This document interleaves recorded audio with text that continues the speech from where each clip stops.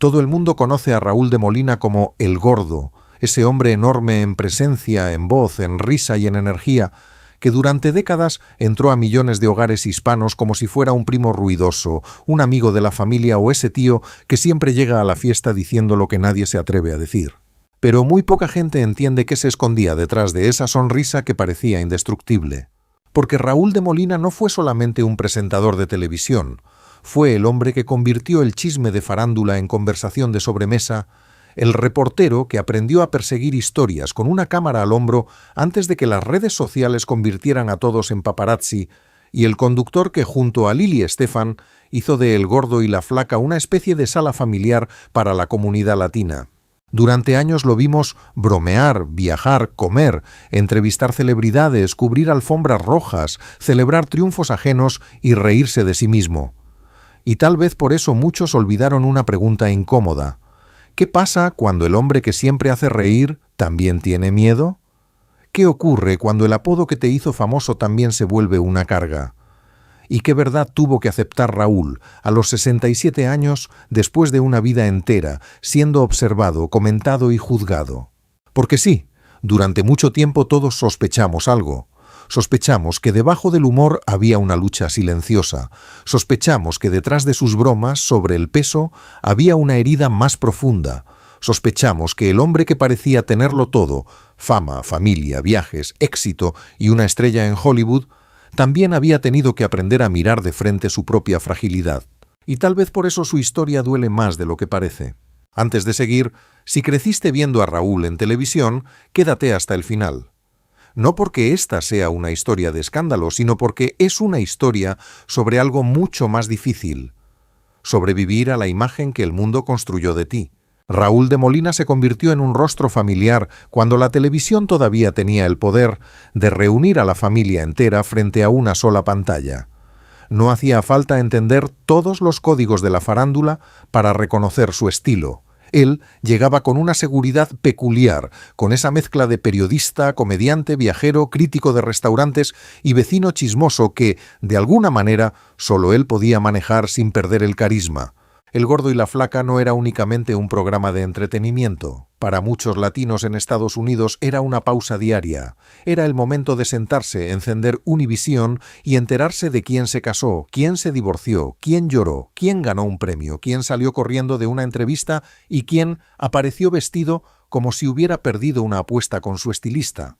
En medio de todo eso, Raúl tenía un papel muy claro: romper la solemnidad. Donde otros querían sonar perfectos, él sonaba humano. Donde otros se cuidaban demasiado, él se permitía ser exagerado, frontal, divertido, a veces incómodo, pero casi siempre memorable. Y esa fue parte de su magia. Raúl no parecía un presentador fabricado en una oficina de relaciones públicas. Parecía alguien que había vivido muchas vidas antes de sentarse en ese estudio, y en realidad así fue. Su éxito no nació de la noche a la mañana. Antes de las cámaras, antes del maquillaje, antes de los trajes elegantes y las bromas con Lili, Raúl fue un hombre detrás de un lente. Fue fotógrafo. Fue observador. Fue alguien que aprendió a mirar el mundo antes de que el mundo lo mirara a él. Y esa diferencia importa, porque hay presentadores que llegan a la televisión buscando ser famosos. Raúl llegó después de haber aprendido a perseguir imágenes, a estar en la calle, a leer gestos, a esperar el momento exacto en que una historia se revela. En los años 80, su vida no transcurría entre estudios iluminados, sino entre noticias, celebridades, deportes, conflictos, viajes y fotografías que podían terminar publicadas en revistas importantes. Él entendía la fama desde el otro lado, sabía lo que era apuntar una cámara hacia alguien y esperar que esa persona bajara la guardia, sabía que una imagen podía convertir un instante en noticia. Y tal vez por eso, cuando años después él mismo se convirtió en figura pública, entendió demasiado bien el precio de estar siempre expuesto. El público lo amó por su espontaneidad, lo amó porque no parecía pedir permiso para ser él mismo. Lo amó porque, en una industria obsesionada con la imagen perfecta, Raúl hizo de su apodo una marca. El Gordo no fue solo una descripción física, fue un personaje, una bandera, una manera de presentarse ante el mundo antes de que el mundo pudiera atacarlo. Pero hay algo profundamente humano en eso. A veces uno se adelanta al golpe para que el golpe duela menos, a veces convierte una inseguridad en chiste para que nadie note cuánto pesa. A veces abraza el apodo que otros podrían usar para herirlo y lo transforma en identidad. Eso hizo Raúl. Lo hizo con gracia, con inteligencia, con olfato televisivo. Pero eso no significa que no le costara. Porque cuanto más querido se volvía, más difícil era mostrar debilidad. Cuanto más reía la gente, más complicado era decir «esto también me duele». Y cuanto más grande era su imagen pública, más pequeño debía parecer cualquier miedo personal. Pero cuanto más lo quería el público, más tenía que aprender Raúl a esconder las partes frágiles de sí mismo. Para entender a Raúl de Molina no basta con mirarlo en un estudio de televisión. Hay que retroceder a La Habana, a una infancia marcada por cambios, ausencias y mudanzas. Raúl nació en Cuba, pero su vida comenzó a moverse muy pronto, como si el destino le hubiera dicho desde niño que no tendría una sola patria emocional. Creció con la sensación de que el hogar podía cambiar de forma. Cuba quedó atrás. España apareció como una nueva etapa. Luego Estados Unidos abrió otra puerta, enorme, desafiante, llena de oportunidades, pero también de incomodidades. No es fácil ser adolescente y tener que empezar de nuevo. No es fácil llegar a otro país, entrar a una escuela donde el idioma no es el tuyo y sentir que debes reinventarte antes de saber quién eres. En ese tipo de infancia uno aprende a observar, aprende a medir las palabras, aprende a usar el humor como puente. Aprende que si no puedes controlar todo lo que pierdes, al menos puedes controlar la manera en que cuentas tu historia. Y ahí aparece un objeto clave, la cámara. La cámara fue mucho más que un pasatiempo. Para Raúl fue una manera de entrar en lugares donde tal vez todavía no se sentía completamente dueño de la palabra. Cuando no se domina el idioma, una imagen puede hablar por uno. Cuando uno se siente fuera de sitio, mirar a través de un lente puede dar una especie de refugio. Detrás de la cámara, Raúl no era el muchacho que debía adaptarse, era el que decidía qué enfocar. Esa mirada se volvió oficio, y ese oficio se volvió destino. Mientras otros jóvenes soñaban con una vida más predecible, Raúl empezó a construir una relación intensa con la fotografía. No era solo disparar una cámara, era estar atento. Era intuir dónde ocurriría algo. Era llegar antes que otros.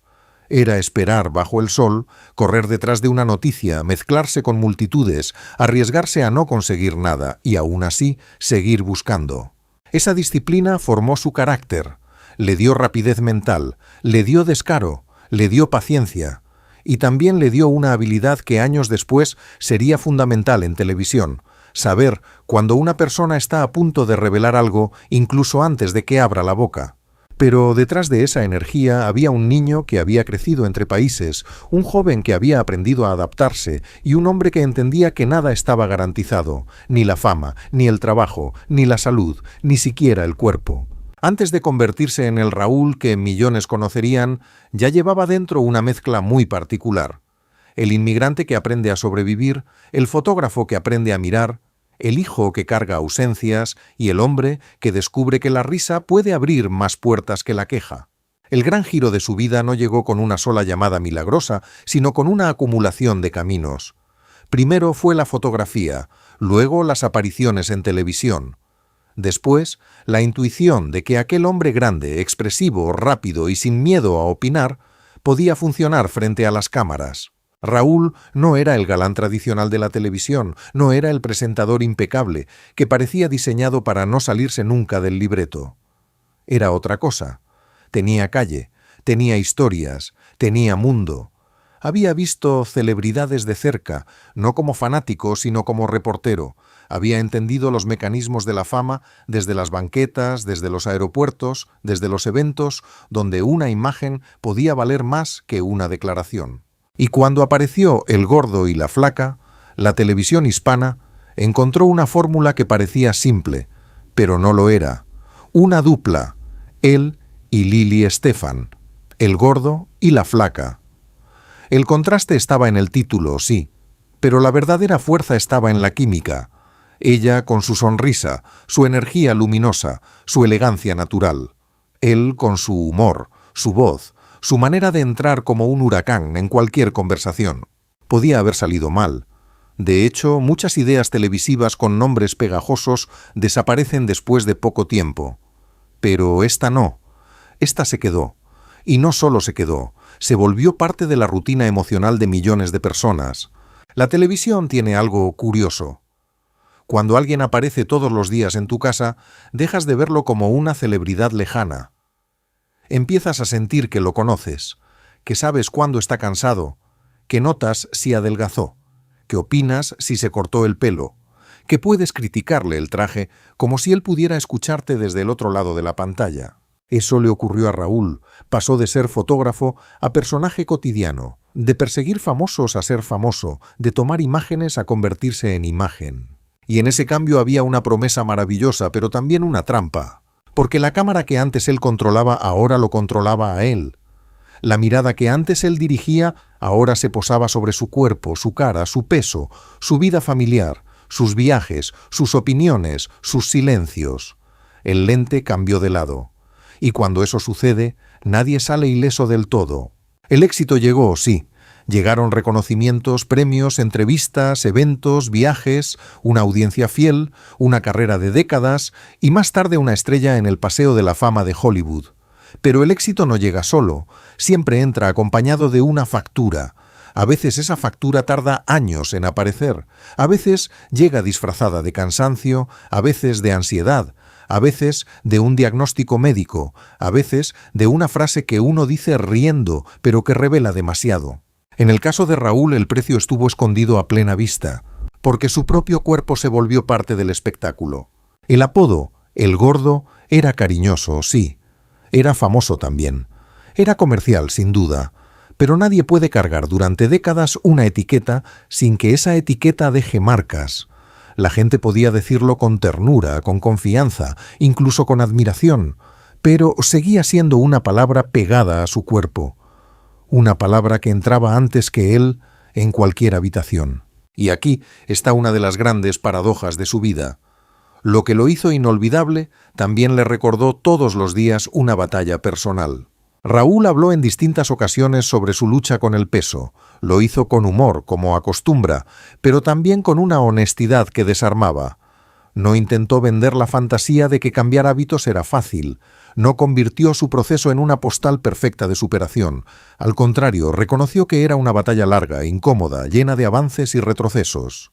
Eso es importante porque en el mundo del entretenimiento la imagen suele tratarse como si fuera un producto. Se adelgaza, se engorda, se envejece, se rejuvenece, se opina, se compara. Y el público a veces olvida que detrás de cada comentario hay una persona que escucha, que lee, que recuerda. Raúl escuchó durante años bromas sobre su cuerpo, algunas las hizo él mismo, otras se las hicieron en televisión, otras seguramente llegaron de personas que creían tener derecho a opinar porque lo veían todos los días en pantalla. Y uno puede ser fuerte, puede tener carácter, puede responder con una carcajada, pero el cuerpo guarda memoria. El éxito le dio a Raúl una plataforma inmensa, pero también le quitó privacidad. Su peso era tema público, sus cambios físicos eran comentados, sus decisiones de salud despertaban titulares. Incluso su recuperación después de una cirugía se volvió parte de la conversación nacional de farándula. Y ahí aparece una pregunta más profunda. ¿Cuánto de uno mismo puede entregar una figura pública antes de quedarse sin un rincón privado? Porque Raúl no solo trabajaba en televisión. Vivía dentro de una maquinaria que necesitaba novedad todos los días. Si estaba presente, se comentaba lo que decía. Si faltaba, se especulaba por qué. Si reía, era el Raúl de siempre. Si se apagaba, el público preguntaba qué pasaba. Si adelgazaba, se celebraba. Si subía de peso, se notaba. Si se operaba, se discutía. Si hablaba de salud mental, se convertía en confesión. La fama, vista desde afuera, parece una fiesta. Vista desde adentro, a veces parece una habitación sin cortinas. Y aún así, Raúl siguió haciendo televisión, siguió viajando, siguió bromeando, siguió compartiendo su amor por la comida, por el arte, por la fotografía, por los lugares del mundo. Siguió siendo ese hombre que podía hablar de una celebridad internacional y, en la misma conversación, hacer un comentario doméstico que arrancaba risas. Pero en algún punto la vida le recordó que no todo se puede resolver con humor. La salud fue uno de los capítulos más duros de su historia. Raúl sobrevivió a un cáncer de riñón y llegó a hablar públicamente de ese episodio. No lo contó como quien busca lástima, sino como alguien que sabe que hablar puede ayudar a otros a prestar atención a su propio cuerpo. Ese tipo de experiencia cambia la forma en que uno mira el tiempo. Después de un susto así, ninguna alfombra roja brilla igual, ningún viaje pesa lo mismo, ningún aplauso alcanza para borrar completamente la conciencia de que la vida puede girar en una consulta médica. Y ahí está otra parte de su verdad. El hombre que parecía invencible ya había tenido que mirar de cerca la vulnerabilidad. Pero la televisión no siempre permite quedarse mucho tiempo en la fragilidad. El show continúa, la pauta continúa, el público espera, la risa vuelve, la cámara se enciende, y uno aprende a guardar el miedo en un cajón para poder salir al aire. Cuando hablamos de la vida personal de Raúl hay que hacerlo con cuidado, porque no se trata de invadir, sino de entender. Su historia con Mili, su esposa, ha sido una de esas relaciones que han acompañado su imagen pública sin convertirse en espectáculo barato. Raúl ha mostrado partes de su vida familiar, ha celebrado aniversarios, ha compartido viajes, ha hablado de su hija Mía con orgullo y ternura, pero también ha dejado claro, a su manera, que la familia no es un decorado, es el lugar al que uno vuelve cuando las luces se apagan. Y eso se entendió de manera especial cuando su salud lo puso en una situación delicada después de una cirugía. Los titulares hablaron de complicaciones, de ausencia del programa, de recuperación. Pero detrás de cualquier titular había una escena mucho más humana. Una hija pendiente de su padre, una familia reorganizando su vida alrededor de una convalecencia, un hombre acostumbrado a trabajar todos los días enfrentándose a la necesidad de detenerse. Para alguien como Raúl, detenerse no debe haber sido fácil. Hay personas que viven con una energía tan pública que el silencio se les vuelve extraño. Raúl había construido una vida en movimiento, estudios, aeropuertos, restaurantes, entrevistas, eventos, viajes, cámaras. De pronto, la recuperación lo obligó a quedarse quieto, y cuando el cuerpo se detiene, a veces la mente empieza a hablar más fuerte. Según se contó públicamente después de esa cirugía y sus complicaciones, Raúl terminó hablando de un episodio emocional difícil. No lo presentó como un drama teatral, sino como una confesión que sorprendió precisamente porque venía de alguien que muchos asociaban con la risa constante. Y ahí está el punto central de esta historia. Lo que todos sospechábamos no era un secreto escandaloso. Era algo más sencillo y más profundo. Raúl también se rompe. Raúl también se asusta. Raúl también puede sentirse triste. Raúl también tuvo que admitir que la fortaleza no consiste en fingir que nada duele, sino en reconocer cuando algo duele de verdad. Durante años la prensa especuló sobre sus cambios físicos. Muchos se preguntaban si su humor escondía inseguridades. Otros lo veían como un ejemplo de alguien que se aceptaba por completo. Y quizá ambas cosas podían ser ciertas al mismo tiempo. Uno puede aceptarse y aún así sufrir. Uno puede reírse de sí mismo y aún así cansarse de ser reducido a una etiqueta. Uno puede amar su carrera y aún así sentirse atrapado por el personaje que esa carrera exige. La familia, en ese sentido, parece haber sido su ancla. Mili y Mía no aparecen solo como nombres en su biografía, sino como presencia emocional. En sus viajes, en sus celebraciones, en sus momentos de salud, se percibe que Raúl no ha vivido únicamente para la televisión, ha vivido también para esa pequeña tribu privada que lo conoce sin cámaras, sin apodo, sin guión. Y tal vez eso explica por qué la figura de su hija conmovió tanto al público durante su recuperación. Porque no era la historia de una celebridad atendida por un equipo, era la historia de un padre vulnerable y una hija atenta. La clase de escena que desarma cualquier personaje público y nos recuerda que, al final, detrás del famoso, sigue estando el ser humano. Raúl de Molina ha pasado gran parte de su vida hablando de otros, de sus escándalos, de sus amores, de sus caídas, de sus regresos, de sus secretos. Pero cuando la conversación se volvió sobre él, el tono cambió. Ya no se trataba de una celebridad saliendo de un restaurante o de una actriz respondiendo rumores. Se trataba de Raúl, enfrentando la pregunta que quizá lo había acompañado durante décadas. ¿Quién soy yo si dejo de ser el gordo? Esa pregunta no tiene respuesta fácil, porque el apodo lo hizo famoso. El programa lo convirtió en ícono. La dupla con Lili lo volvió parte de la cultura popular latina. Pero la vida, con una ironía casi cinematográfica, lo llevó a un punto en el que su cuerpo, el mismo que había sido parte de su marca, empezó a exigir otra mirada, ya no como herramienta de televisión, ya no como chiste, ya no como tema de conversación, sino como hogar. Y cuidar el cuerpo como hogar es muy distinto a cuidarlo como imagen. Durante años, muchos interpretaron sus procesos de pérdida de peso como cambios estéticos. La farándula suele mirar todo desde esa lupa, cómo se ve, cuánto bajó, qué ropa usa ahora, si parece más joven, si parece distinto. Pero en el caso de Raúl, su lucha parecía ir mucho más allá. Había preocupación por la salud, por el futuro, por el bienestar.